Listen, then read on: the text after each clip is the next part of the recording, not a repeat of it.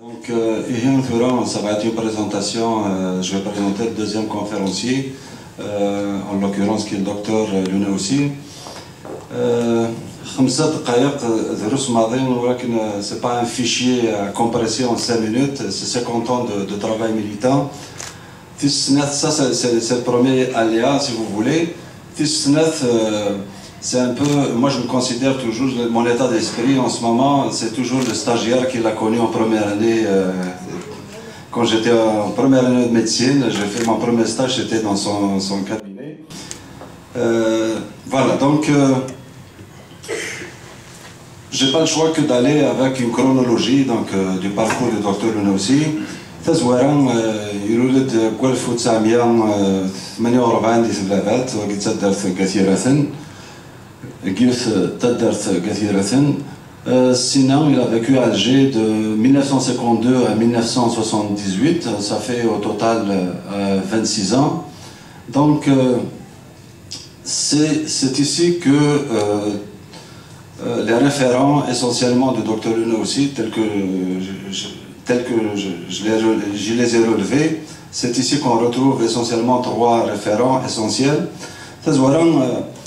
كرد ذي الجزائر نتسمى نتسيد عن القرآن قروة مثنيس تزورا تيك تاقع داني حكات سيد غاداك يعني يكتفي سيد عندنا يظن باللي هم غالاس ندوارو premier militant qu'il a côtoyé c'était son père Afrasi Aforbi إذا سيقارن زمرضات تغرض ثاروميث زمرضات تعرف لو معنى لحد نسن يرساس انترست ذي سور الباسبورت سمنار تبورت سيت منار تبورت على داخل تقبيلت ذاك كان يقلع ça marque je crois que c'est une grande c'est un repère très significatif dans son parcours.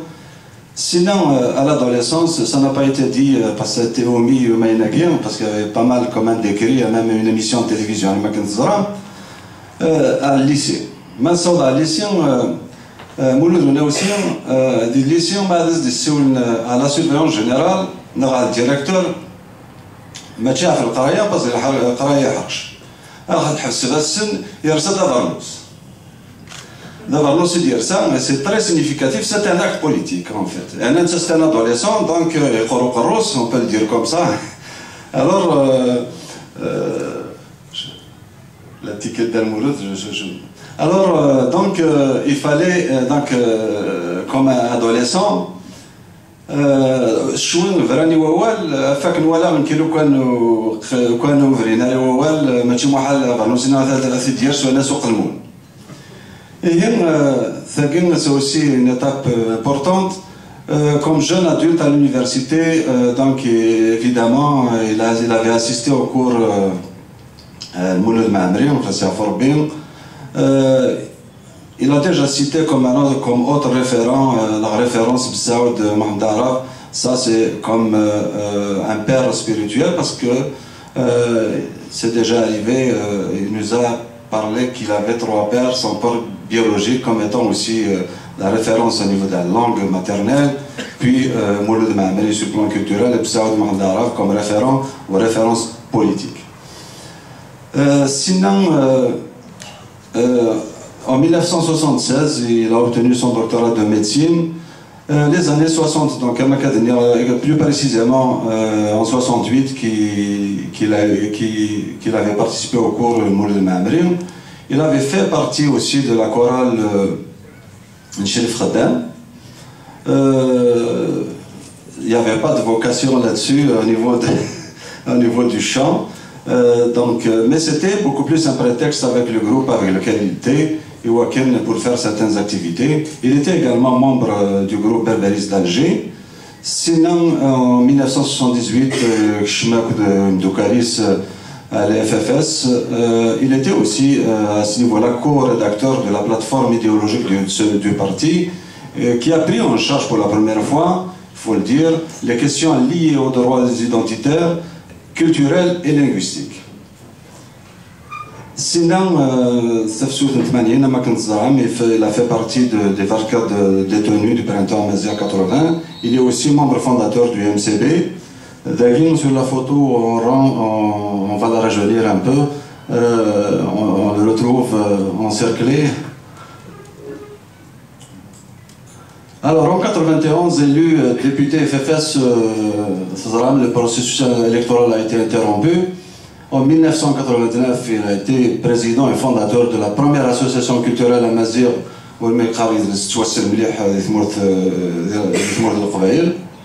en 1994, fondateur du Congrès mondial à Mazir. Il y a une flèche entre les deux parce que l'association Idriss le Congrès mondial à Mazir qui devait, de mémoire, qui devait se tenir, le premier devait se tenir à Tizi Ouzou d'ailleurs. Finalement, c'était tenu aux îles Canaries. En 1998, il a été élu à la Pioui sur la liste du RCD dans le cadre de la convergence démocratique. Il a dirigé également, après avoir créé un journal, un hebdomadaire national, Algérie Hebdo.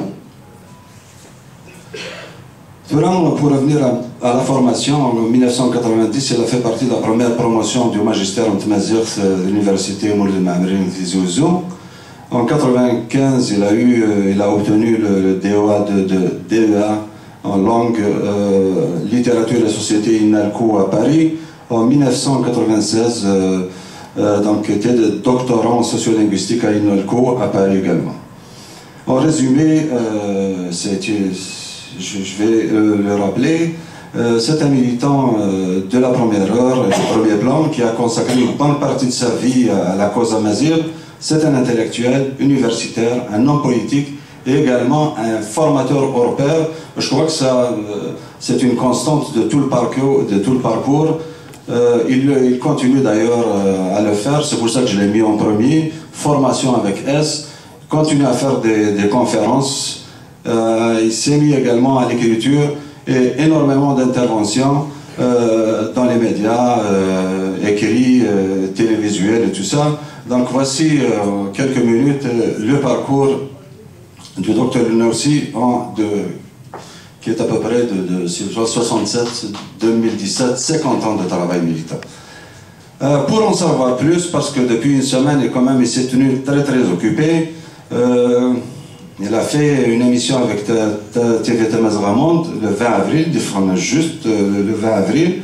Il y a un article également de 7 pages, je crois, le 20 avril également, Dr Lunaoussi à Montréal, le 20 avril à Guillaume, c'est ça le titre. Il y a certaines interventions qui vont venir aussi, donc une autre conférence avec un autre thème, Tamazight, c'est la langue officielle un an après, ça va être le dimanche 30 avril 2017 à Ottawa. Je vais finir sans illustration de cette image. Et voilà, je lui passe la parole. J'espère avoir bien fait pour un ancien stagiaire. Voilà, merci.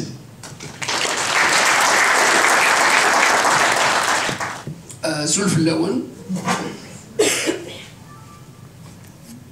هاد مسلاغ بايليث لا معنى ذاغني غاد مسلاغ ستروميث أفسلت الحوايج لان كارانا وفي غادي مدوكال ونسينا تقبعيد ذاكي التصوير نصري غالا مالا لغتني ذاكي أما كنا ديني ثم زيغ الجماعات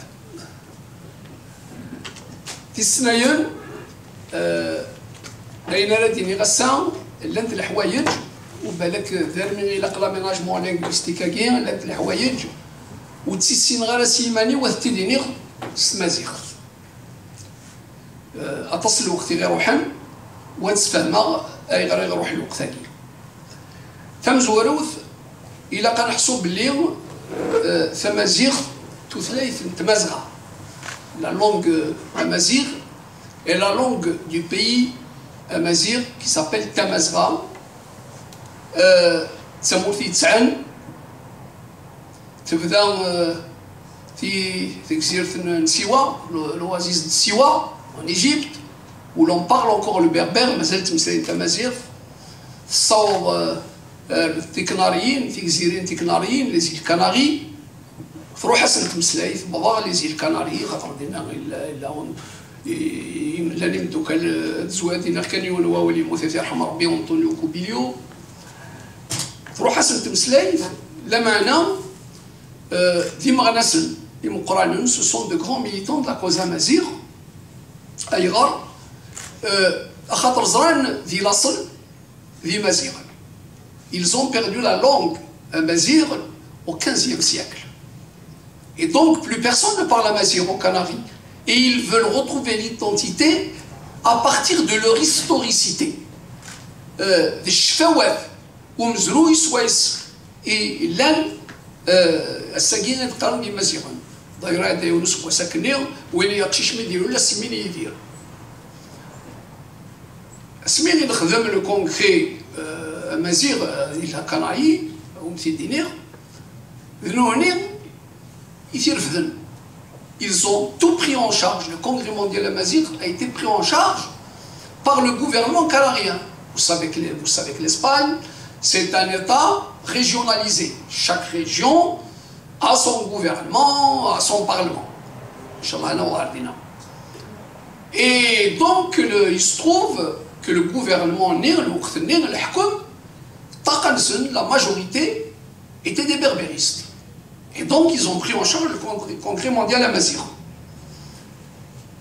Voilà, par exemple, les Canaries, un peuple qui, simplement, pour le respect de l'histoire, sont devenus des militants de la cause amazigh. Donc, c'est un grand pays. Et en même temps, il faut savoir que nous avons une malchance dans notre chance. La chance, c'est d'être un pays méditerranéen, un pays central. Quand je dis mon pays, je dis l'Afrique du Nord. Moi, je suis un supranationaliste. Je veux retrouver, ne serait-ce que dans les rêves, le grand pays qui était Amazigh.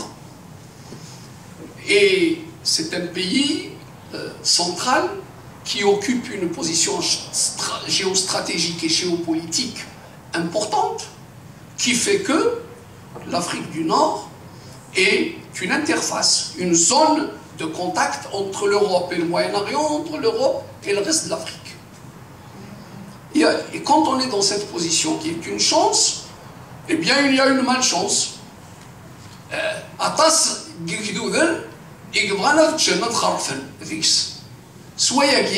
Voilà, je vais mélanger le kabyle et le français pour que tout le monde comprenne un peu. Et donc, et c'est ce qui nous a valu des conquêtes multiples.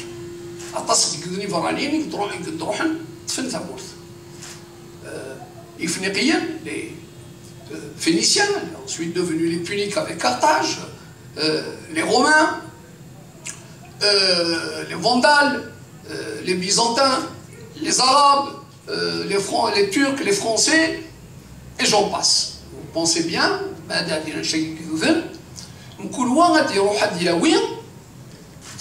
sa civilisation. Et par des phénomènes d'acculturation,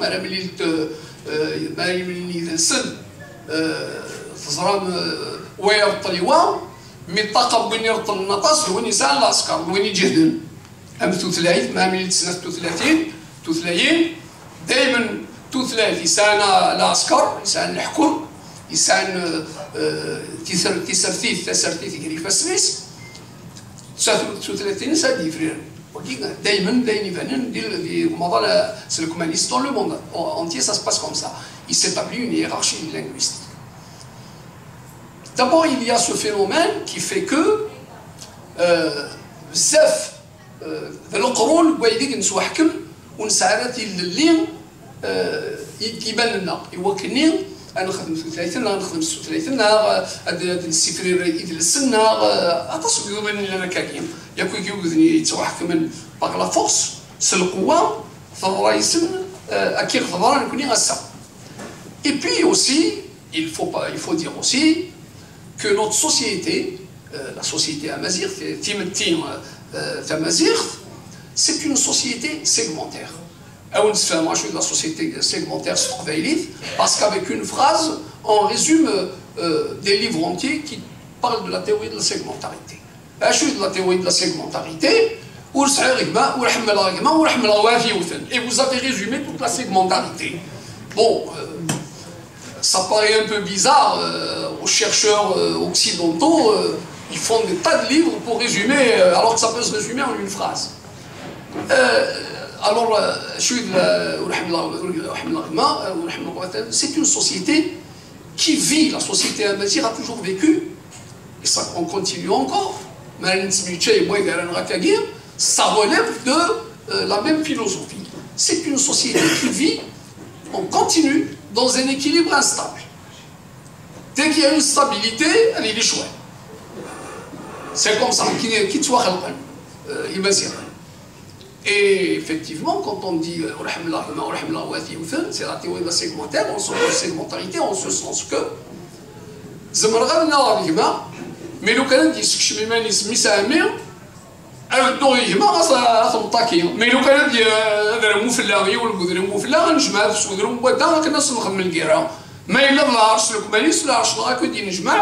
c'est-à-dire on est toujours un petit peu dans des histoires conflictuelles qui garantissent cet équilibre instable.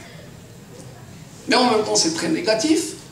L'éparpillement, l'espace, les colonisations, l'incapacité de faire l'union, et donc d'avoir un État, d'avoir une structure globalisante, fait que on ne خاطر كارا خاطر إلا قاعدين يتسكن اللات ما تشكني يستلف غالبني لو كان دافع ونتشبح غنزروينا معنا ça ne fait pas avancer le schmilblick.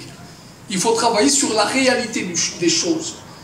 Même quand je parle de la symbolique, j'aime pas beaucoup la symbolique.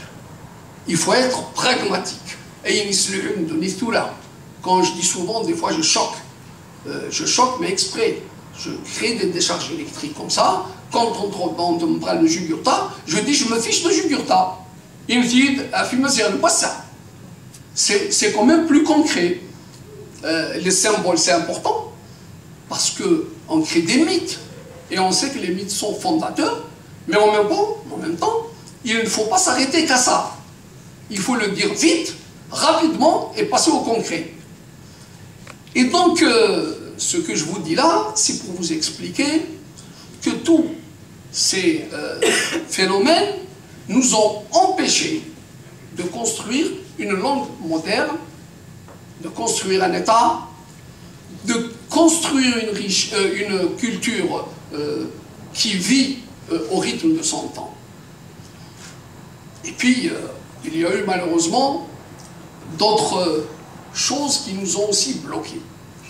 Quand je parle du mouvement national, je passe d'une langue à une autre, hein, ça vous convient? Oui.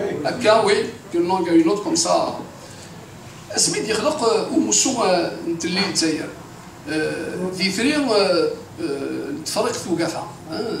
l'étoile nord-africaine, 1926. Alors c'est pas Mssaï El Hadj, Mssaï El Hadj est arrivé bien en retard. Hein. C'était des ouvriers qui côtoyaient les communistes, les militants du PCA. C'était l'époque du bolchevisme agissant, qui ont appris à se syndiquer, qui ont appris à lutter, alors qu'ils étaient partis de familles très pauvres, qui étaient pour la plupart analphabètes, au contact du mouvement ouvrier, à se soulever. Et ils ont appris donc à s'organiser, à se soulever contre la colonisation. Et l'étoile nord-africaine, il y avait parmi eux, il y a un secrétaire général, Amri Mash, c'est le mieux. Amri Mash, il dit que Mazir. Là l'Algérie indépendante sera organisée sur un modèle, sur le modèle moderniste de la gestion du village kabyle. C'est-à-dire une espèce d'organisation communautaire, consensuelle,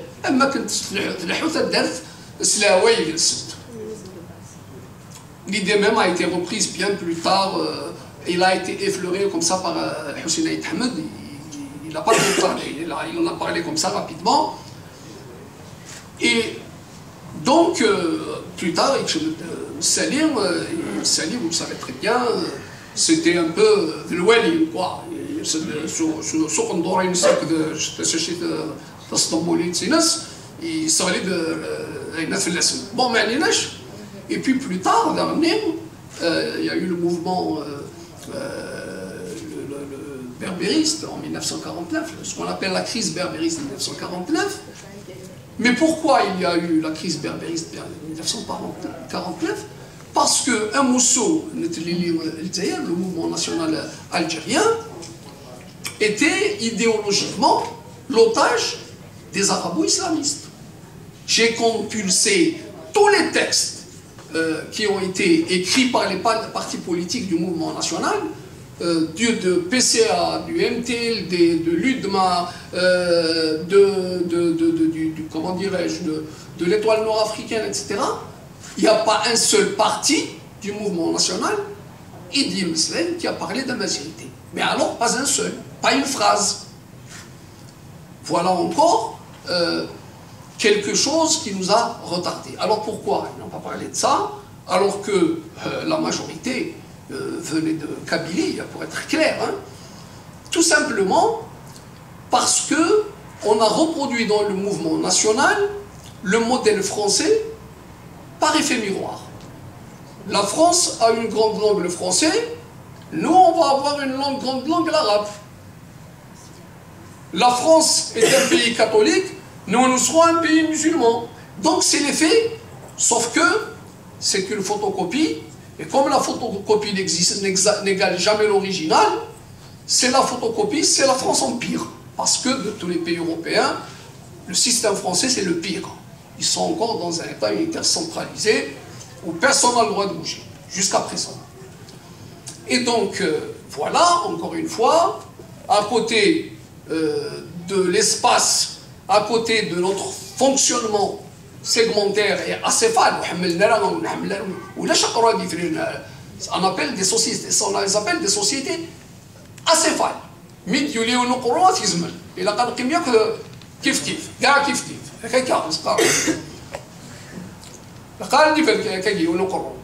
Ça s'appelle des sociétés acéphales. C'est pas là qu'il n'y a pas que les Amazirs qui sont comme ça. Même les politesses, ça n'existe pas en Tamazirt.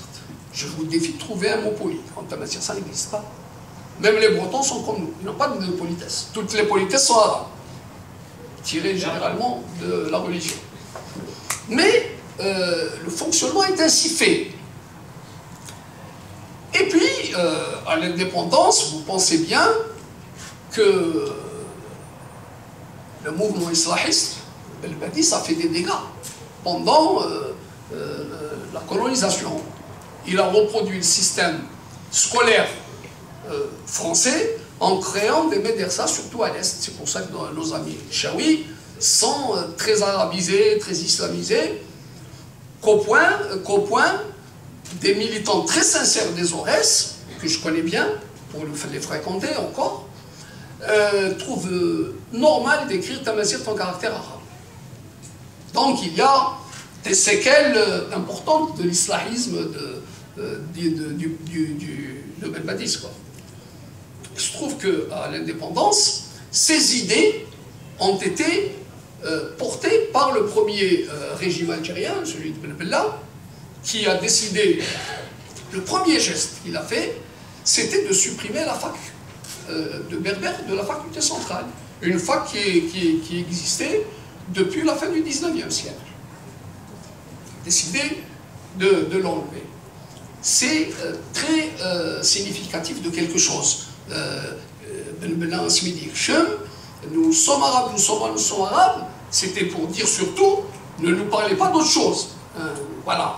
Donc la tolérance, il ne faut pas en parler, il était allergique à la tolérance. Comme quoi qu'il y a du chemin à faire. Hein.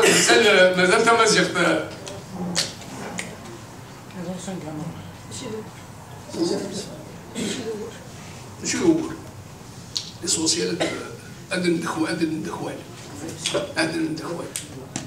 et donc vous comprenez toutes les contraintes. Il y a كوغورن تقوبل في مزيغ باش تخرق هنشتاقي الكلية ذو غورن إمقران. Et puis dans tout ça on ne peut pas ويزبيرا أبينو غورنا كاكين بلا ما إلا أكذوذ وديت الكوالا سواء نشتاقيني يدفذان يمسوينا كاكينين Il y a eu des mouvements, des rassemblements, des groupes qui ont dit après tout on a le droit de parler. Et je commencerai déjà par le maquis FFS 63. Même si l'expression amazigh n'a pas été produite, le discours sur l'amazigh n'a pas été produit, mais ça reste quand même ce qu'on appelle des maquis kabyles. On ne les a pas appelés autrement.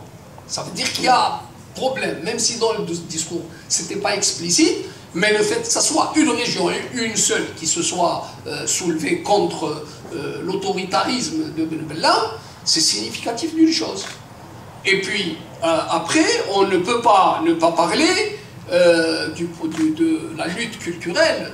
Il y a une veine depuis Feraoun, Taous Amrouch, Jean Mouhoub Amrouch, puis après il y a eu le grand Mamri, Ketb Yassine, dans son discours, c'est un arabophone, le Ketb Yassine, mais Ketb Yassine, je l'ai connu dans le cadre d'activités militantes, pas partisanes, parce que lui, il était un stalinien, lui. Hein, on ne bouge pas avec lui.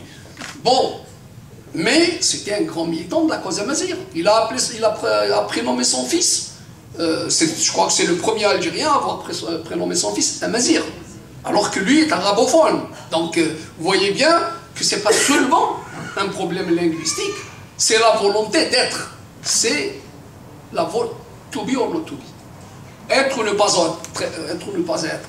Je dis souvent comme ça dans mes communications, je connais des arabophones qui assument leur amazirité, et bien ceux-là sont beaucoup plus amazirs que certains de mes, comment dirais-je, de gens qui habitent mon village, qui n'assument pas leur amazirité. Alors si vous me disiez qui c'est l'amazir, ah ben, je préfère dire que c'est celui qui ne parle pas la langue d'amazir, parce qu'il dit, avec les siècles je l'ai pas perdu, mais je sais qu'identitairement je le suis. Et donc je continue, Mamri, et puis il y a aussi d'autres pères, ou plutôt ceux qui sont dans la veine politique. Il y a Bsaoud Mohamed Arab, effectivement, que je n'ai pas connu, hein, que je n'ai jamais connu. Je vous avoue pourquoi. Parce que j'avais une belle image de lui à travers sa littérature. Et c'est un peu mes premiers pas de conscientisation politique. C'est avec Mohamed Arab Bessaoud à travers sa revue, principalement l'Académie berbère. Mais je ne l'ai pas connu physiquement parce que on m'a dit Youar. Donc je n'ai pas osé gâcher l'image que j'avais de lui. C'est la seule chose qui m'a retenu et c'est pour ça que je n'ai jamais voulu l'approcher. Alors beaucoup d'amis, etc. Je dis non, moi j'ai mon image, d'après tout ce que vous me racontez, je préfère garder cette image et donc effectivement, mais je considère que politiquement, c'est lui qui m'a mis le doigt sur la gâchette. Et puis, il y a eu, d'ailleurs j'ai été heureux de rencontrer ici à Montréal Qassi Lounas, que j'ai vu dans mon cabinet, il est venu en visite dans mon cabinet, sa femme et lui, juste avant de venir au Canada. Je lui ai rappelé, il avait complètement oublié que c'était en 1993 qu'on s'était vu la dernière fois. Ben, moi je parle toujours des poseurs de bombes. Oui, je parle toujours dans mes conférences, dans mes écrits. Ils font partie de la veine de contestation. Parce que, comme je l'ai dit toujours, en kabyle, c'est difficile de rendre le terme. Ils ont éructé.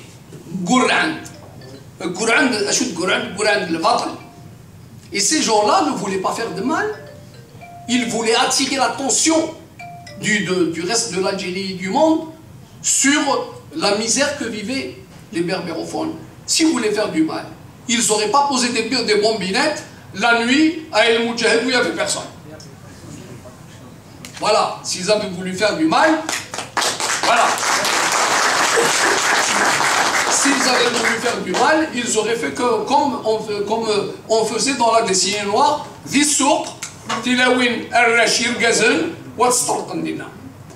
donc, je les ai toujours placés dans la filiation, dans la veine de la lutte amazigh.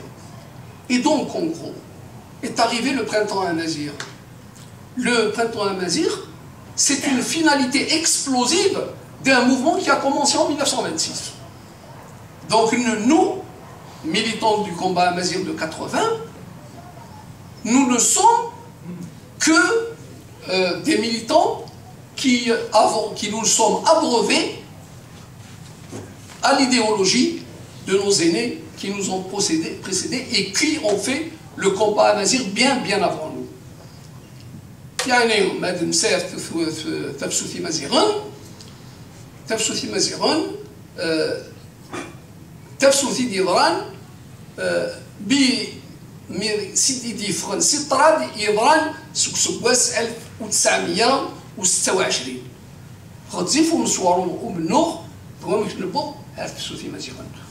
Alors évidemment تفسوثي مزيغان هذا عندي كان كاكيو استراوالت le Tsouatov, le chef d'accusation, il est très symbolique, le chef d'accusation, parce que quand on condamne un condamné politique, c'est pas la personne qui est visée, c'est l'idée qu'il porte qui est visée.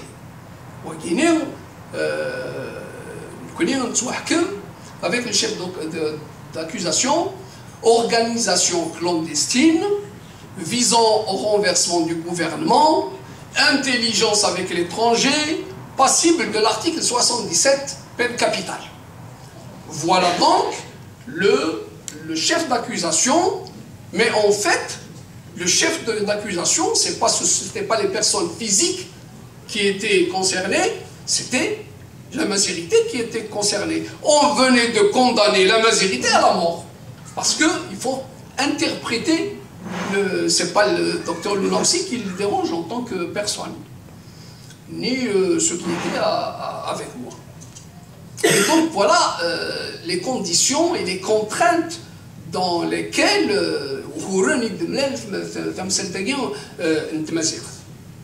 et puis là, après notre libération, pourquoi la libération? Parce qu'il faut dire que pendant qu'on était en prison, la Kabylie était en état pré-insurrectionnel.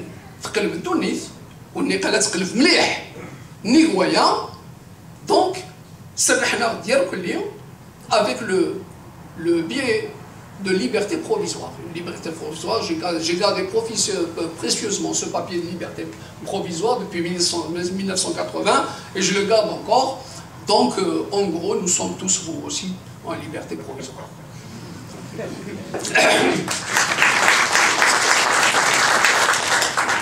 Et puis, après 80, donc on a décidé de sortir de la clandestinité. Et je vous assure que le fait de sortir de la clandestinité, ça protège. Parce que dans les régimes dictatoriaux, ils n'aiment pas la transparence. Ils préfèrent que vous soyez dans la clandestinité, et à partir de là, vous disparaissez dans la clandestinité, et eux-mêmes agissent dans la clandestinité. Et nous avons eu cette intelligence qu'on n'a pas non voulu, hein. On est sorti de la clandestinité parce que on a été découvert. Ça, et on a fait la prison, ils savaient qui on était, autant continuer normalement dans la transparence. Les choses ont évolué effectivement. Le mouvement culturel berbère est né, les séminaires, il y a eu une profusion d'idées, on a reçu énormément d'intellectuels qui ont participé à la construction idéologique, entre guillemets, du mouvement culturel berbère, etc., etc. Et tout ça, ça fait avancer le Milbeek, puisque la marche du 25 janvier 90, qui était franchement une marche historique. C'est une marche qui s'est fait. Alors, le premier était, ceux qui connaissent bien Alger, le premier carré était au Parlement, le dernier carré était encore à la place du 1er mai. Et le lendemain, la presse, je me souviens comme aujourd'hui, je crois que c'est Liberté, en grosse manchette qui a mis, pas même une fleur n'a été écrasée. Il y avait un service d'ordre de 700 personnes qui ont ramassé toutes les bouteilles, toutes les saletés à la fin de la marche. Et on a laissé tout ce parcours, c'est des kilomètres, tout ce parcours d'une propreté probablement plus propre que nous l'avions trouvé. Et cette marche, résultat, il y a eu l'Institut Mazir de 1990 à Tizi Ouzou, et un an après, celui de Vgaïef. Et c'est parti comme ça. Jamais il y a eu un acquis sans rapport de force. Elle reste ça. Chaque fois qu'il y a un acquis, il a été acquis en payant une facture très lourde. Celle de 2001 étant bien évidemment la plus sanglante et la plus chère. Et donc, c'est comme ça qu'on a commencé petit. Vous voyez, pour parler d'aménagement linguistique, on est obligé de mettre le contexte. Al Souhaid veut l'aménagement linguistique, et je ne pourrais pas parler de l'aménagement linguistique parce que nos amis ont senti le besoin de réfléchir sur l'aménagement linguistique, sauf que l'aménagement linguistique, ça représente une bibliothèque. Et le Canada est bien placé. Vous avez Jacques Mauret, qui vient de mourir il n'y a pas très longtemps, qui a été un père de la sociolinguistique canadienne et qui est une renommée mondiale très importante. Personnellement, j'ai été à la fontaine de Mauret très souvent pour consulter ce qu'il écrit, etc. Je vous conseille de le lire, ça vous donnera beaucoup d'idées. Et il y a eu par le MCB, parce que le MCB commission nationale, coordination nationale, rassemblement national, mais en même temps ولاش يعني ذيك أهور خاطر اسمين الذي لا كلونديستيتي اسمين الذي السر ونطق ثرى خاصو نتمسفهم ولا قال اننا خاطر ما شد فينا اما غير يسفينيا اسمي اذا نفا سي لا ترونسبارونس اموسو يجهد يوسع لي كونتراديكسيون انترن ils s'apparaissent donc يتينيو منو لكن يبغي ليه ولا ذا منه لا قروج خاطر لو كانوا لا جا منه ان نحو كنسيو كثير اون ريبرودوي السيستيم دونك الا قد يليو منه اكن كل واحد غادي كثير ناس mais il faut que ça soit dans la tolérance. Et bien sûr, نخدم la grève du cartable, اسمها كاين الناس اللي ولا شوف قرمره les لو كنيو لاش rassemblement national, coordination nationale et commission nationale نملل. Donc, ce qui est la grève du cartable de Lyon.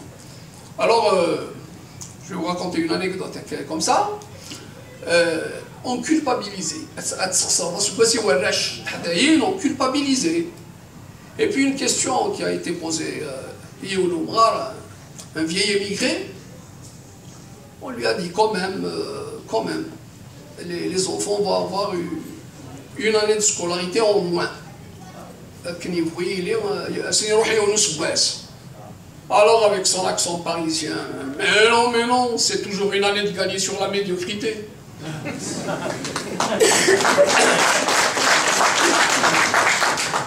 Et donc, effectivement, cette année de grève du cartable a été à l'origine de l'enseignement.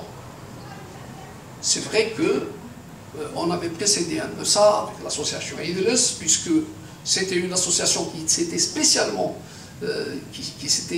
mise spécialement dans l'enseignement, et c'est inouï. Ça va vous surprendre. Le docteur Yesli Occupé aussi était cadre de l'association. Nous avons réussi à former 1800 formateurs dont 70% étaient un élément féminin. Tilaoun, Tzadaïn, Itzishoran. Et donc, quand le HCA a vu le jour, il n'avait pas d'autre choix que de piquer sur Idris pour récupérer des enseignants. Parce qu'il n'y en avait pas à l'époque. Donc, il s'est même dit, c'est l'association Idris. C'était aussi, donc, après la grève du cartable, le démarrage de l'enseignement. Mais évidemment, on enseignait une langue, d'abord sans statut, au niveau des institutions. C'était simplement un enseignement de langue, comme on enseignerait n'importe quoi. Et puis en même temps, l'enseignement néant était facultatif. Ou dire, la note ne pouvait pas faire avancer les choses. Les parents, des maoulans, c'est d'ailleurs.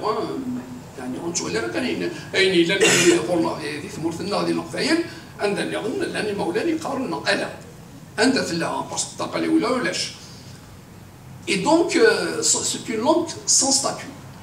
Et puis dernier, du point de vue pédagogique ou la choukhat, du point de vue de la qualité de l'enseignement, il n'y avait pas les moyens didactiques, même si ça a commencé en 90, l'enseignement a commencé en 90, mais à Kénis al-Qars Trouveilith, c'est que je le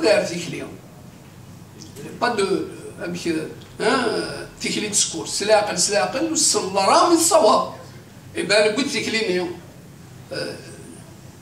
نفرد القرون بلا المشاور والمشاور راه مثل القرون إلا قلنا ولاد البني غنصلحهم داش داش et ça a rapporté puisque après le magistère, la licence de Mazir a ouvert dans les facultés, il y a des centaines de licenciés aujourd'hui, il y a des dizaines de magistères, etc. Mais au moins il y a un capital humain qui peut à tout moment être sur ce terrain. Et puis il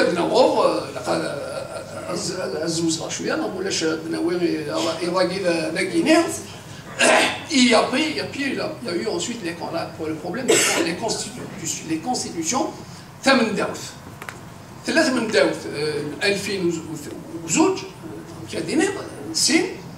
2002 qui a consacré la langue nationale. Le statut de langue nationale, écoutez, c'est bien mais sans plus. C'est très symbolique. C'est très symbolique. Ça veut dire qu'on reconnaît que la langue est parlée en Algérie, ça veut dire qu'il y a le prix politique. En donnant le statut de langue nationale, on espérait ramener le calme chez les amazigophones.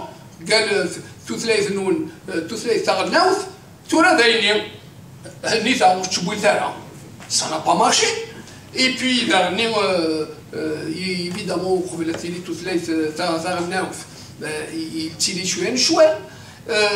évidemment aussi, cette langue nationale, le statut lui-même, normalement,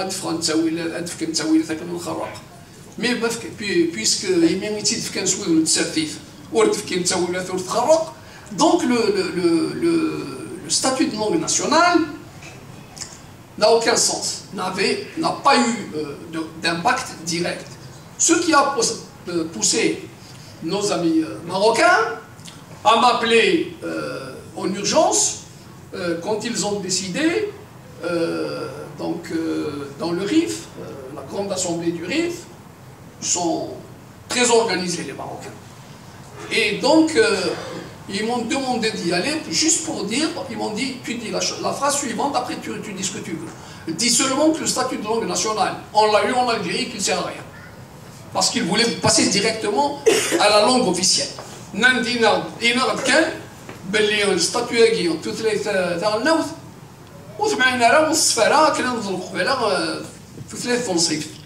c'est ce qui s'est passé. Ils ont eu le statut de langue officielle en 2011, mais c'est ce que je disais tout à l'heure, c'est l'Iran,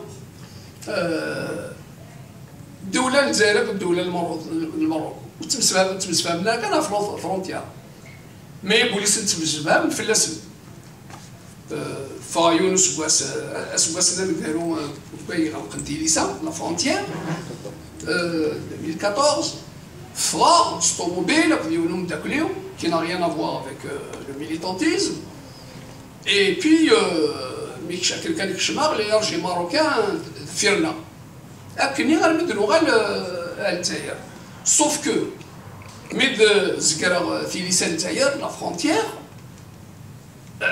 les Marocains, les Algériens, et puis les Algériens, état d'arrestation.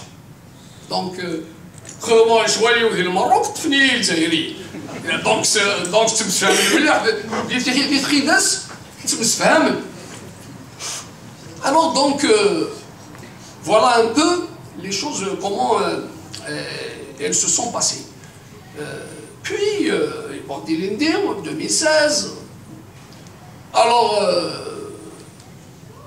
la constitution Tamazir de langue officielle Harshen ils ont une intelligence diabolique ماشي يجيبوها لنا خاطر هذا السيقان نكوني قال انا ديروا يا الحاشات ils sont diaboliquement intelligents ils se sont dit ما يفند الامور اللي كان dans la constitution officielle تيني سيدنا محيا يرحم ربي إن يسبد النظام مزيغا الخفي الذين واو le mot suffit pour crier et donc en mettant le terme néo تنصيف الوالد في الغشيمه اخر من تمغرا شوف ضراره شوف ضراره خاطر ما تنصيف ولا تتفهم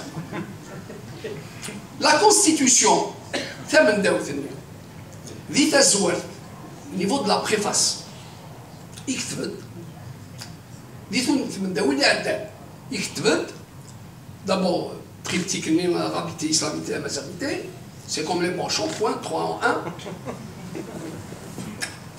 Mais la préface, et il est explicitement dit, c'est le préambule. Le préambule fait partie intégrante de la Constitution. C'est-à-dire, il dit que le préambule, il définit l'Algérie. Les autres constitutions internes, l'Algérie fait partie du monde arabe. Mais là encore, ça peut passer. Parce que c'est un concept socio-culturel, socio-économique, religieux. Bon. Mais dans cette dernière constitution de 2016, il est dit l'Algérie est un pays arabe. C'est une terre arabe. C'est une terre arabe. Mais c'est inimaginable. Ça veut dire qu'on est dans la définition ethniciste. Ça veut dire que tous les mythes dont je vous avais parlé tout à l'heure, les Jugurtha, les Massinissa, les Sept, tout ça, ça n'a jamais existé. Oublié. C'est aussi dire que les Émazirs sont étrangers chez eux. Chez eux, bien sûr, c'est une terre arabe. C'est la première fois que c'est fait. Hein. Donc, officiel, on n'a pas gagné beaucoup de choses. Deuxième point, l'article 3 bis. Non, l'article 3. Il est dit l'arabe est langue officielle de l'État. La langue officielle de l'État. L'article définit la. C'est-à-dire qu'il n'y en a pas une autre. Mieux, officielle de l'État. C'est une redondance.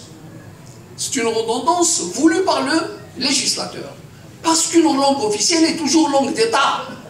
L'État, l'expression de l'État, c'est la langue officielle. On n'a pas besoin d'ajouter de l'État.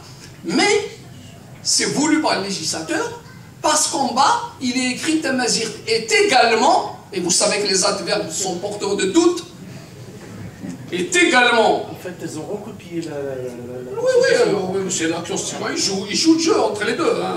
Cassez pas la tête. Hein. Mais dans un mois, dans 2 mois, les Marocains inversement. Hein. Ça, c'est clair. Suivez l'histoire des deux mouvements, copier-coller. Et donc, ils ont dit, c'est la langue, avec l'article défini, officiel de l'État, redondance voulue.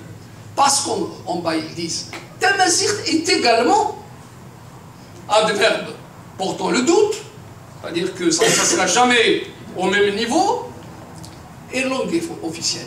Mais il n'est pas de l'État. Mais si elle n'est pas de l'État, il n'est pas langue officielle.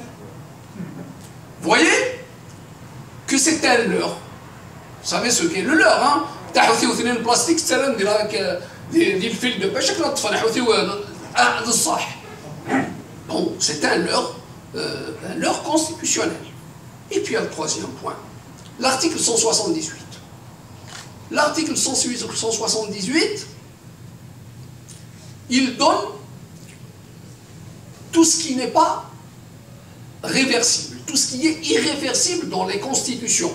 Et ils ajoutent, même les constitutions à venir ne peuvent pas remettre ça en question. Là aussi, c'est un deuxième leurre. Ce qui est fait par l'homme peut être transformé par l'homme. Mais peu importe, ça signe la véritable foi du législateur. Eh bien, il y a sept critères d'irréversibilité. Le caractère républicain, irréversible. Même les constitutions à venir ne peuvent pas les remettre en cause. Les deux mandats présidentiels, exception pour celui qui est là, celui-là c'est autre chose. Oui, celui-là c'est autre chose. Voilà. Actuellement, on est dans le monde virtuel. Hein. Vous êtes rendu compte que moi j'ai pas de PowerPoint alors que je voulais dire le PowerPoint la main se là je vais commencer ici faire le surtout si c'est un échec. Bien. Et donc on dit tout ce que même les prochaines constitutions ne peuvent pas revoir. Mais la majorité n'est pas dedans. Elle ne fait pas partie des points irréversibles. En gros, on vous donne de la main droite une pseudo-officialité, mais même cette pseudo-officialité, si vous êtes des enfants turbulents, on va vous l'enlever. Voilà l'interprétation unique à faire. Et je vous assure, je ne suis pas dans le subjectivisme. Hein. Moi, j'ai horreur des trucs de la passion. Ce n'est pas mon carburant, en tout cas la passion. C'est des lectures de droit constitutionnel. Simplement. Voilà encore une nouvelle truanderie politique. D'autant que, on vous dit, oui, mais comme au Maroc, hein, on vous dit, oui, mais pour que cette loi, qui n'en est pas une, soit traduite concrètement, il faut la loi organique, des décrets d'application, des arrêtés wilaya, et cette loi organique n'arrive pas. Un ministre, ça va être quelqu'un. Et voilà donc où on en est. Mais il y a quand même quelque chose de positif. Il ne faut pas être nihiliste. Les amazigophones ne sont pas tous des spécialistes de droit constitutionnel. Ils savent que c'est officiel, même s'ils ne le savent pas, mais dans leur tête, ils l'ont emmagasiné comme langue officielle. Et à partir de là,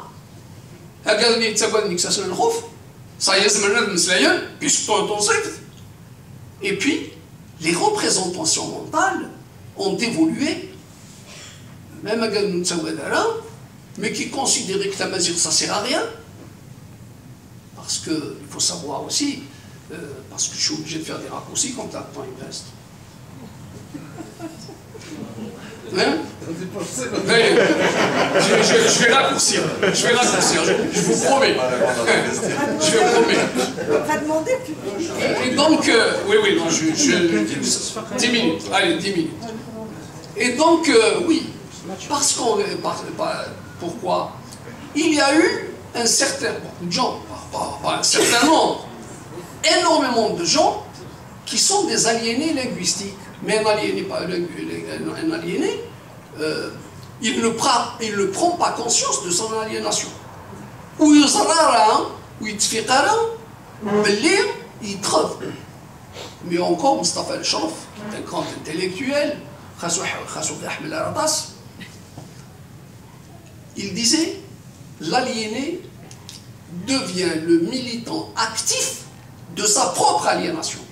C'est-à-dire, وين ينزل؟ إلا قال نزنيا، قد يقال دا مغناس، يمكن نزيا، كان مقرر ينزل كان واحد، avec un banquier, le chorélif. Mais il devient le militant de sa propre aliénation. Pourquoi? Évidemment, parce que la langue dominante, c'est la langue dominée, elle occupe une position là où il est en bas, et forcément, comme de Nethlhom Ouagali Vden,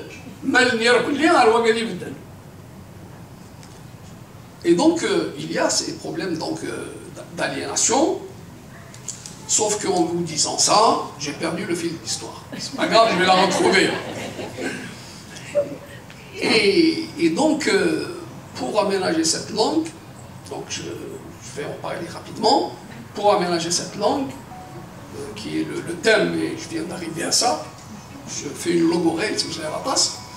L'aménagement linguistique, en fait, il a commencé indépendamment des institutions d'État. Khassoulash l'ahkoum, il va tasouya. زعما ما ديني يبدا سميت فدان الكتيبه السلاطينيه ديال المروك فدان au 16e siècle استعرفت mais c'est simplement des textes religieux, des textes, bon, c'est pas de la haute littérature ni de la philosophie.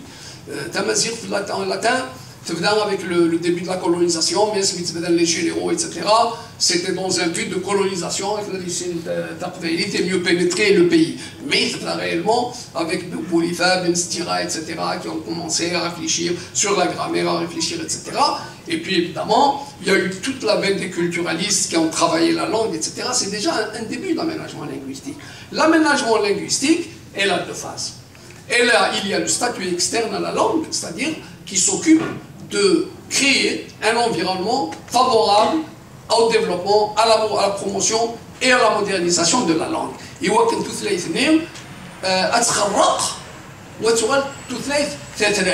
C'est-à-dire porter des termes modernes et s'adapter au goût du jour. Ça, donc, c'est le statut, c'est la Constitution.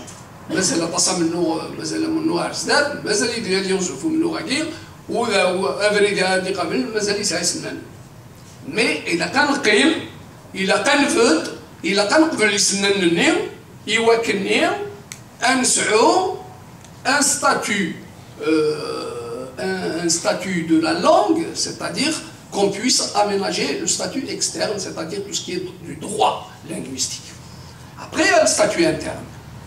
Oui, l'aménagement statut interne, c'est le travail qu'on doit faire dans la langue. Le lexique, si possible, il a pas de نجمع يمسلين يتواتون يمسلين إلى نرواد يتمسلين للديالكت ديالهم خاطر ولاش دي الدونيث ثلاث مسار للديالكت. Toutes les langues du monde sont productrices de dialectes. خاطر كيقارن ثم لهجة أما كنت فرنسيس وسار لهجات أما كنت انجليزي وسار لهجات أما كنت أمريكاني وسار لهجات. C'est d'une manière humiliante. تعرف que chaque tribu a son dialecte. كل تدرس لهجة. Bon, on le sait. Et donc, il y a effectivement ce travail sur le lexique. الخصائص الاسماوي لو كان الخساره يسمعوا لنا وحب صغاره غير بشطروميت زعما ودنا سكلينا تاقي السبعه مقرات ولا يقولوا لي زعما هذه مثلا كان مازيغ بلا ما ينطق الصعرف تنغ شطروميت سو كي نورمال. Et puis donc une fois qu'on a ça, on peut faire des extensions de sens. خاص نسعاوال اسنف في المعنى بوال il y a une extension de sens. اسنرنو المعنى نظن il faut combler les vides, les lacunes lexicales. Ensuite, أنا عندي غير وين نظن مي دنجمع كاين إلان نستخدميه. Par exemple, أدينير أفازا ويتقرر أنا فونسي يرحم باباك. قال لي كل شيء قبل الفونسي. Est-ce que vous êtes d'accord ou pas? Avancer, Mais نسعى يسم تقول لو كانوا نسعى يسم ولا شو غيريف. On rigole beaucoup. Moi, j'aime beaucoup rigoler, je rigolais beaucoup, même maintenant. Quand vous dites évidemment, il traverse à Brit, car automobile. Et pourtant, on ne se fait mieux. Il y a quelqu'un. Mais le canadien au Romi, حاجة طرومي ديك اللي داخل فرنسا حاجة طرومي. Mais le canadien au français, tu fais مرة. Il traverse à Brit, il a ouvert la guerre, car automobile. Bon, mais en même temps, on lui a donné un homme, Une forme amazigh. on lui a donné une forme amazigh. Donc on peut quand même, dans certains emprunts, les habiller. Je vais vous donner ensuite, malheureusement, c'était le temps et guerre. Et voilà, donc on fait des extensions de sens. Une fois qu'on a fait les extensions de sens dans eh bien on va faire de la néologie à partir du génie de la langue. Il y a des techniques linguistiques, c'est la composition. Eh bien, c'est une composition.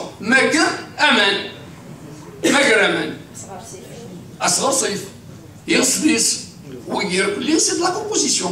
On a ajouté 2 mots pour faire un mot. Ça s'appelle de la composition. On peut faire de la dérivation.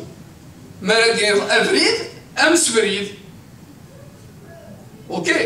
Oui, c'est de la dérivation, c'est des techniques linguistiques. Et puis, après, il y a des emprunts. النهضة اللي يسمعون ولاش تمسلات ونرط لها تانجليزي 60% de la langue anglaise vient du français. Et quand on sait que 80% du français vient du grec ou du latin, c'est la plus grande langue du monde. Et je dis toujours qu'une langue pure est une langue morte. Une langue n'est langue que si elle est langue de la rue. Et c'est pour ça, et ça je supplie toujours les militants, parce que les militants dans leur passion,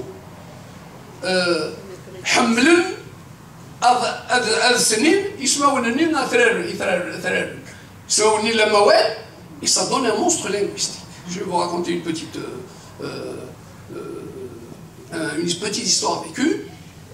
En 1989, nous avons fait le 2e séminaire du MCP à la Maison de la Culture de Tizi Ouzou. Il y a une militante qui a pris le micro en haut, moi j'étais dans l'amphi, et il y avait 2 jeunes militants dans les fauteuils au-dessous. Et cette militante adore parler dans ce qu'elle appelle le tamazight pur. Elle a parlé pendant 45 minutes, elle a été terriblement applaudie, parce que nos militants aiment bien quand c'est du tamazight nucléaire, comme je l'appelle. Et les 2 jeunes qui étaient devant moi, il y en a un qui dit à l'autre, il était heureux d'avoir rien compris. C'est terrible, c'est magnifique. Oui, alors j'avais fait une conférence à la Bibliothèque nationale de Hama sur, bizarrement, l'apport de la langue amazigh dans l'islam. Hama, oui, l'apport de la langue amazigh dans l'islamisation de l'Espagne, ce qui est une réalité. Et sauf que j'avais dit effectivement ce qu'avait dit Boumediene pour parler ensuite de la mazirité, parce que je m'arrange toujours pour qu'il y ait une petite parenthèse. J'avais dit que le président Boumediene avait dit je ferai de l'arabe une langue de fer et d'acier. Et il avait ajouté en arabe alors j'ai dit moi, j'espère qu'on va amaziriser pour que nous soyons compris de nos parents et que nos enfants nous comprennent. Et méfiez-vous, il ne faut pas reproduire. La langue arabe classique n'est parlée par aucune famille du monde. J'ai été en Arabie Saoudite, je me suis efforcé de parler en arabe et je parle bien arabe. Je n'ai pas été compris jusqu'au point où il m'a dit vous n'êtes pas des arabes quand je suis algérien. J'ai dit merci. J'ai dit merci, shukran. Oui. Il n'a pas menti. Non, il n'a pas menti. Et notre problème à nous, c'est qu'on est plus royaliste que le roi. On est plus arabe que les arabes, on est plus musulman que les musulmans, on est plus athée que les athées, on est plus communiste que les communistes, on est. Et ça, c'est encore un trait de la mentalité, de la personnalité amazigh. Et là, on se doit aussi, par devoir, de nous libérer de nos extrémismes. Parce que nous aussi, nous avons beaucoup d'idées extrêmes. C'est lié à notre relief. J'ai lu Yves Lacoste, un grand géographe français, sa femme est plus connue. Yves Lacoste, lui s'appelle Yves Lacoste et elle, Camille Lacoste du Jardin, qui a fait sa carrière sur la kabylie. Hein. Bon. Son mari est un grand géographe, il avait écrit un livre pour comparer les mentalités des montagnes et des plaines. Et il a pris comme exemple de montagne la Sierra Maestra et le Djurdjura. Et puis, je ne sais plus quelle plaine il avait pris. Il est arrivé à la déduction que les mentalités des montagnards sont aussi rugueuses que leurs montagnes. Ça, c'est à travers le monde. Et que les gens des plaines étaient des gens doux, tranquilles, ils prennent leur temps, ils sont apaisés, etc., etc. Et je pense que c'est une réalité. Je pense que c'est vrai. Voilà. Et donc voilà, après le lexique, je vous ai dit ce qu'il faut faire. Il y a des problèmes syntaxiques qui ne sont pas très graves, parce que le fond de la grammaire est le même pour tous les amazirs, à quelque chose près. C'est pour ça qu'il y a quand même une unité de la langue à travers la grammaire. S'il y a une diversité de surface, il y a une unité profonde au niveau de la langue elle-même. Et en même temps, il y a des problèmes de phonétique à régler, parce que ça c'est aussi important dans la standardisation, dans la codification, etc. Il faut régler le problème de film Zazin Arzougen, film Layin Benidouala, bon, c'est des petits problèmes. Une fois qu'on a normé, après, bon, et je vais terminer par deux choses qui sont importantes, je ne peux pas faire l'impasse, ça. Le problème, parce qu'on va ressortir encore, ça ne cesse de ressortir, le problème de l'alphabet et le problème de la norme. Est-ce que on va écrire en arabe, en caractère arabe, en tifinagh, en latin, etc. Moi, je vous dis ma position directement. Je suis un latiniste impénitent, tout en disant que le tifinagh doit être connu, appris, parce qu'il faut aller vers l'amazighisation de l'environnement. Tous les édifices privés ou publics doivent porter les grandes plaques anti-finagh, ça se fait déjà à Tizi Ouzou, mais pas tous, parce que le tifinagh territorialise un espace. Quand vous arrivez, vous voyez la première plaque, vous vous dites « je suis en territoire amazigh ». Et l'identité visuelle. Je suis, mais du point de vue de la plasticité, de la souplesse de l'écriture, je suis plutôt un latiniste. J'ajoute qu'on peut écrire n'importe quelle langue dans n'importe quel alphabet. L'alphabet arabe s'adapte totalement à l'écriture de Tamazight. Le tifinagh s'adapte totalement. Et le latin s'adapte totalement. Et je le dis tout le temps, et je l'assume, le choix du latin est pour moi un choix idéologique. Je veux m'arrimer, y compris au niveau de la transcription, je veux m'arrimer au monde moderne. Deuxième problème, et j'en aurai fini, je t'assure, je te le promets. Je m'y connais non plus. Oh, il est vouloir.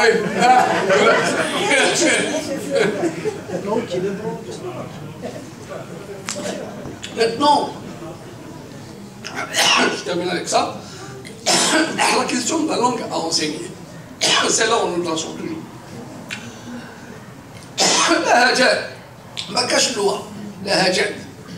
Alors je vais vous dire une chose. D'abord, il n'y a pas de langue qui ne produit pas de dialecte. Et l'enseignement de la langue, il y a trois manières.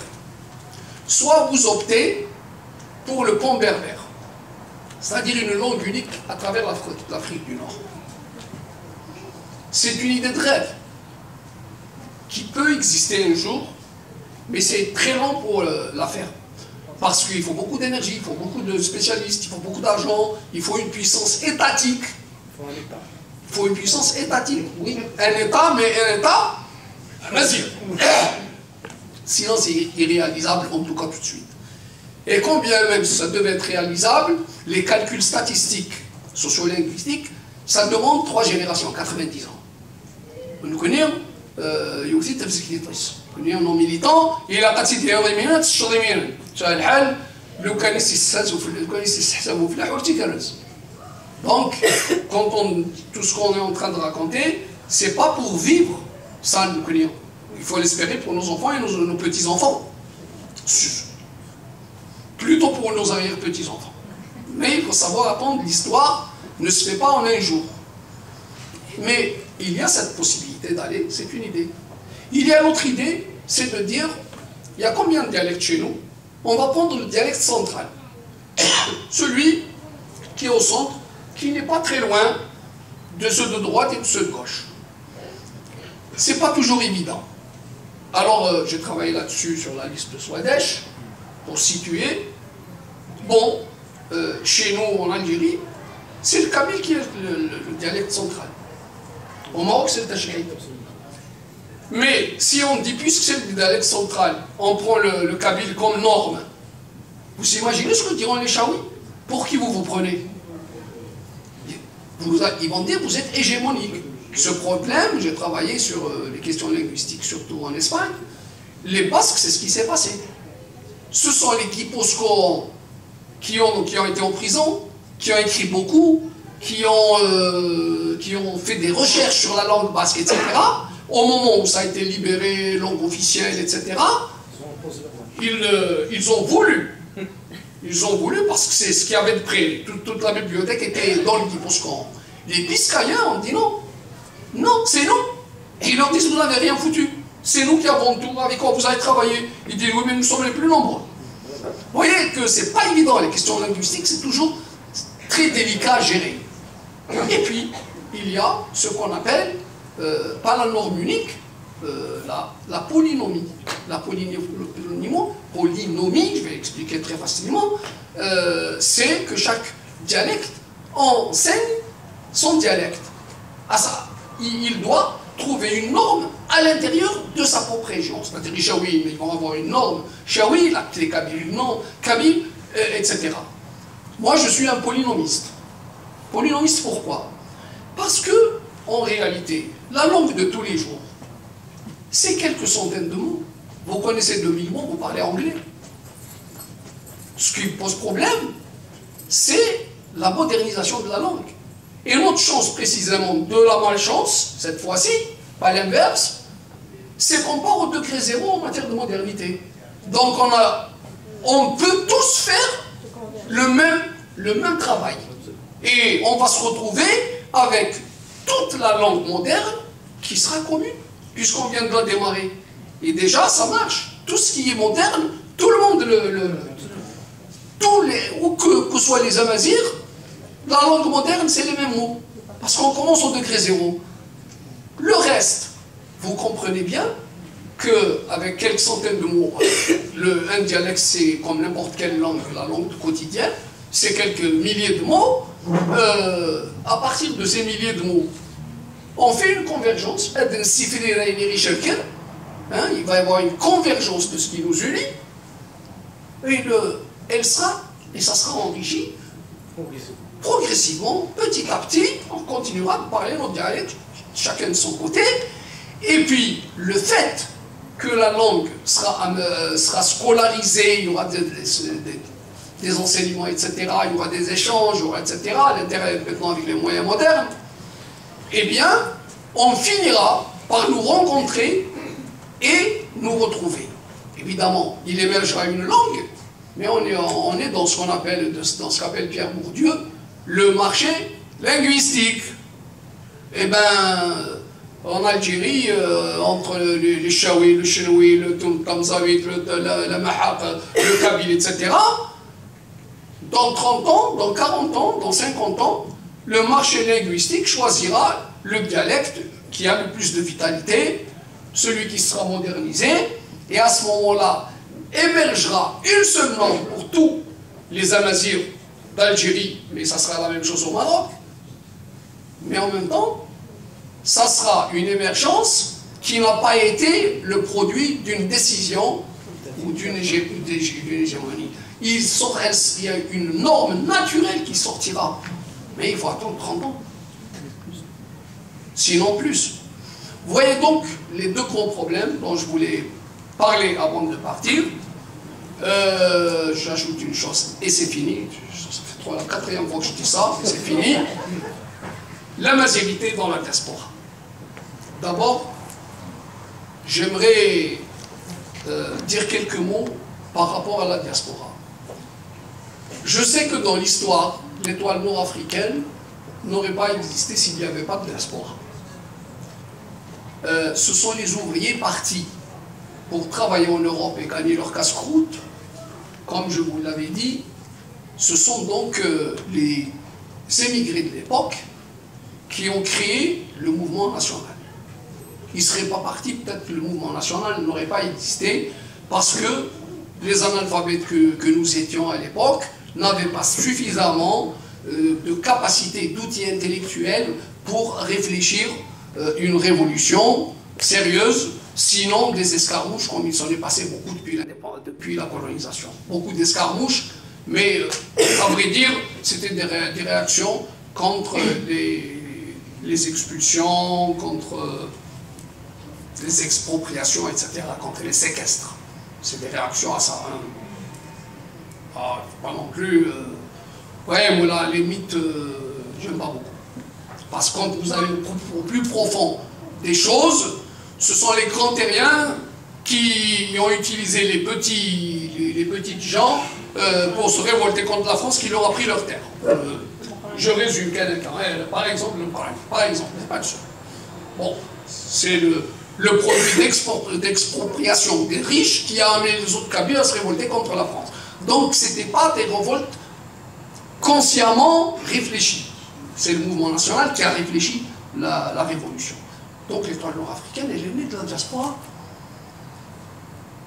Et vous avez des peuples qui n'ont survécu que grâce à leur diaspora. Israël, les Juifs, ils n'ont survécu que grâce à leur diaspora. Là encore, c'est une autre affaire. Il aurait été intéressant que je vous parle de cet exemple, parce que je l'ai un peu approché, cette étude. Mais Nufni, par exemple, les Juifs, par exemple, il a fallu d'un illuminé, Ben Yehuda, qui s'est dit, mais bon Dieu, tous les peuples ont une langue sauf nous. La langue hébraïque a disparu pendant 2000 ans. Et il a été dans les textes liturgiques, il a commencé à faire ça, à s'entourer de petits linguistes, etc. Et puis, en 1948, il y a eu l'État d'Israël. La première action qu'ils ont faite, eh bien, ils ont commencé par hébraïser l'armée. C'est très significatif. C'est-à-dire qu'en gros, ce que je vous disais tout à l'heure, c'est-à-dire que c'est vraiment, ils ont symboliquement, etc. Mais là encore, ils ont été obligés d'emprunter beaucoup de mots, et puis, non, pas spécialement. Ils ont emprunté, si vous voulez que j'aille dans le détail, ils ont emprunté, oui, mais là vous avez même... Oui, ils ont emprunté les termes modernes aux Russes. Ils ont emprunté les termes de la vie quotidienne aux Anglais. Ils ont emprunté les termes du savoir-vivre aux Français. Ils ont emprunté toutes les insultes et les grossièretés aux Arabes. C'est très idéologique. C'est très idéologique. C'est parce que, bon, c'est très bien que les Juifs, je n'ai pas envie de dire que je suis antisémite, mais enfin, parce que c'est pas bien d'être raciste ou quoi, non, c'est une réalité socio-historique. Ça s'est passé comme ça. Et c'est juste pour vous expliquer que c'est le meilleur exemple dans le monde en matière de politique linguistique. Ils n'avaient pas de langue, ils en ont créé une, c'est une langue moderne avec laquelle ils font de la diplomatie, ils font de la recherche scientifique, etc. Et ils l'ont fait très vite. Mais là, il y avait un État, il y avait l'argent, il y avait une volonté politique, il y avait des intellectuels, tout était réuni pour construire ça. Ben, écoutez, il ne tient qu'à nous de capitaliser toutes les expériences qui ont réussi. La Catalogne, le Pays Basque, le Canada et plein de pays où, effectivement, il y a eu des réussites. Pourquoi pas nous? On n'est ni plus intelligent, ni plus bête. Mais il faut qu'il y ait un mouvement de solidarité et la diaspora que vous représentez, eh bien, vous pouvez avoir un rôle très important et je vous assure que j'ai été surpris de trouver autant de monde. Moi, je m'en réjouis, j'ai été très content de vous trouver ici parce que je me dis, bon Dieu, il y a encore des bras et des têtes pour prendre en charge cette langue. Et la seule chose, le seul bémol que je mets, j'ai travaillé beaucoup sur les banlieues françaises pendant quelques temps. Malheureusement, la transmission intergénération de la langue, on l'oublie. Je vais vous demander une seule chose. Parlez à vos enfants en kabyle. Exigez d'eux qu'ils vous répondent en kabyle. Tous mes amis disent, ah ouais, femme, pas comme il dit. ما يتمسلا يتكني وصني غير ما يفهميت نياك ما اه وي فهميت وي فهميت non non donne-moi du pain je t'ai pas compris جيتي لازم ما ينك كي دارو c'est tout je suis désolé mais il faut pas qu'on s'oublie la langue les langues disparaissent par substitution il y a 25 langues qui meurent chaque année dans le monde. 25 donc il faut faire attention, on n'est pas à l'abri. On n'est pas à l'abri. Et mieux encore maintenant, vraiment je termine avec cette phrase. Quand un enfant très tôt apprend plusieurs langues, surtout quand les systèmes linguistiques sont éloignés l'un de l'autre, ça augmente les capacités cognitives. Le cerveau est en perpétuelle gymnastique. Ce sont des enfants qui réfléchissent très vite et qui forcément, dans leur vie d'adulte, réagissent rapidement et gagnent en intelligence. Alors même pour des raisons égoïstes, parlez à vos enfants en kabyle et obligez-les à répondre en kabyle, même pour des raisons égoïstes.